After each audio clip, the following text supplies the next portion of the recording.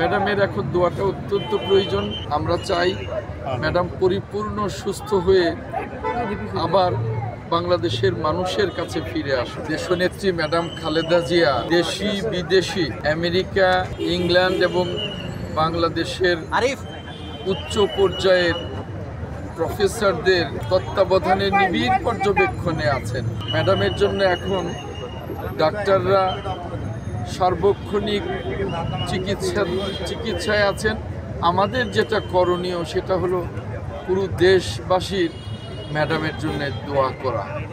আমরা চাই ম্যাডাম পরিপূর্ণ সুস্থ হয়ে আবার বাংলাদেশের মানুষের কাছে ফিরে আসুন। ম্যাডামের এখন দোয়াটা অত্যন্ত প্রয়োজন। এটাই আপনাদের কাছে আশা করব যে আপনাদের মাধ্যমে, মিডিয়ার মাধ্যমে সারা দেশবাসীর কাছে যেন এই বার্তাটা পৌঁছে যায়। ম্যাডাম এখনও সিসিইউতেই আছেন, আগের মতোই আছেন। অনেক সংকটাপন্নই বলা যায়। তারপরেও ম্যাডাম নিজে যেমন আমাদের কাছে সুস্থ হয়ে আসার জন্যে নিজে যেমন ফাইট করছেন, তেমনি ডাক্তাররাও ক্লান্তিহীন পরিশ্রম করছেন ম্যাডামকে সুস্থ করবার জন্য।